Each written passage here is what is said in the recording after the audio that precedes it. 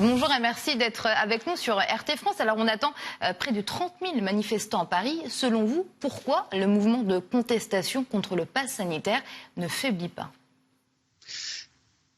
La question qui est posée n'est pas une question de santé principalement, c'est une question de liberté et d'obéissance. C'est-à-dire que le pass sanitaire n'est pas quelque chose qui va empêcher de vivre les gens qui ne l'ont pas.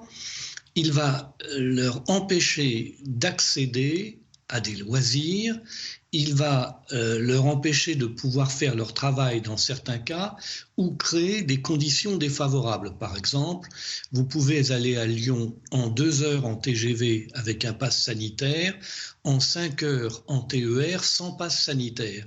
C'est cette idée qui affronte l'égalité qui est au cœur des représentations que les Français se font de la République qui est la base de ce refus. Si vous prenez la Suède, où il n'y a pas eu de confinement, où il n'y a pas eu de masque en extérieur, où il n'y a pas de dispositif de type passe sanitaire, les résultats sont un peu meilleurs que la France sur le Covid. Ils sont extrêmement supérieurs sur les dépressions, les suicides et toutes sortes de choses que l'on voit ici en quantité.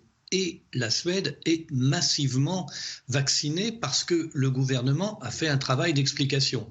Si on prend l'Espagne, le Conseil constitutionnel a cassé la loi sur le pass sanitaire.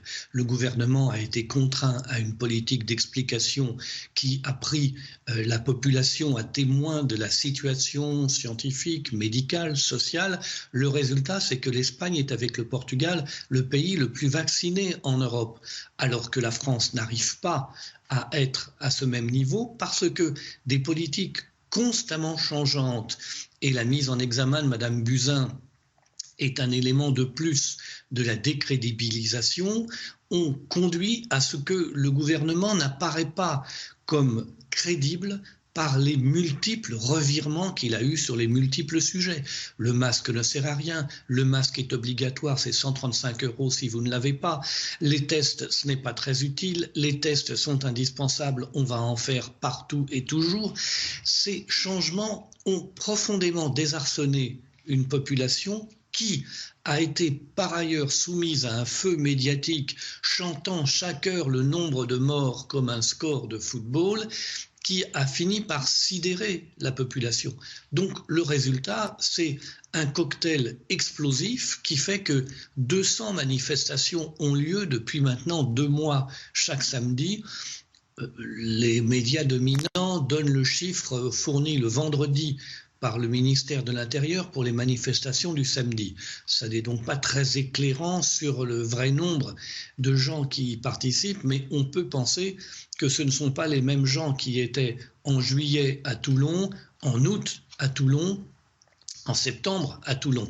Et il en est de même pour un très grand nombre de villes du pays dont la population change en cette période de vacances, notamment les villes côtières, et on voit que la participation globale à ces manifestations a été fort nombreuse, même si elle recouvre des protestations qui sont très différentes.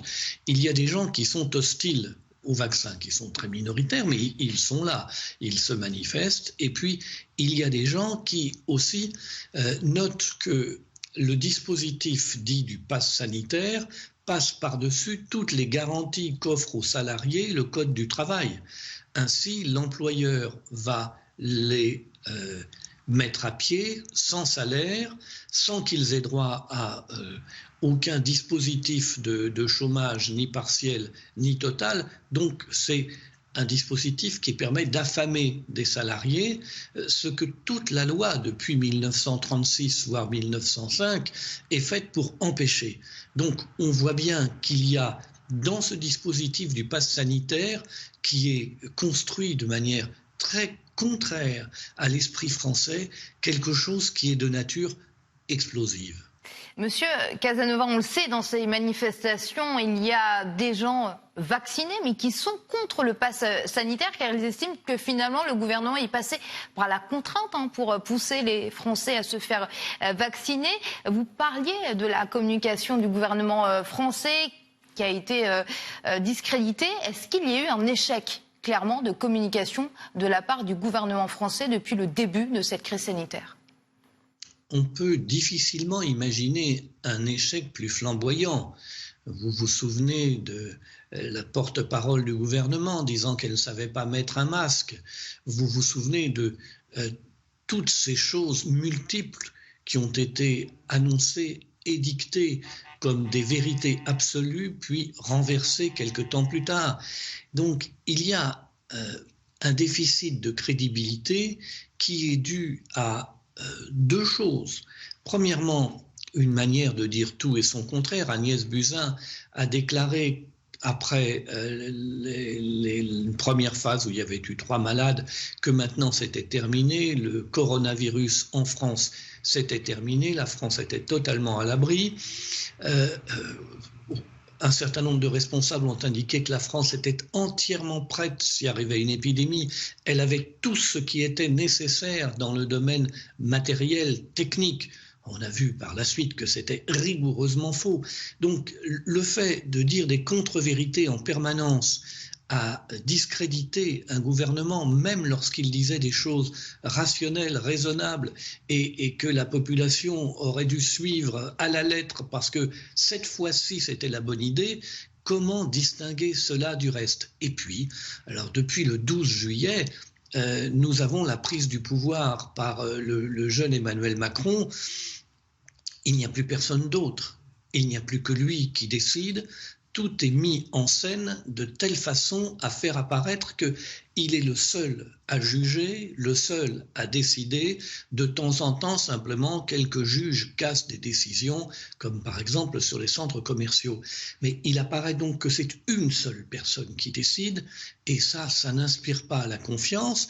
D'abord parce que cette personne est contestée, comme vous le savez, et comme il le sait lui-même, et d'autre part, parce qu'on est plus intelligent à plusieurs et que le Premier ministre, qui selon l'article 20 de la Constitution détermine et conduit la politique du pays, est maintenant remisé au rôle de monsieur déconfinement, monsieur couvre-feu, monsieur reconfinement, monsieur passe sanitaire, mais pas beaucoup plus. Donc on voit bien là qu'on a tous les éléments pour rendre conflictuelles des choses qui ne devraient pas l'être. Là encore, prenons l'exemple du Portugal, de l'Espagne, de la Suède, ça se passe très différemment, avec des gouvernements qui pourtant ont eu les mêmes conseillers américains McKinsey, mais qui n'ont pas suivi à la lettre ces conseils parce que quelques instances dans leur pays leur ont dit de ne pas le faire. Pour la Suède, ils n'ont pas suivi du tout. Monsieur Casanova, merci à vous d'avoir été en direct sur RT France. Je rappelle que vous êtes expert en stratégie et communication.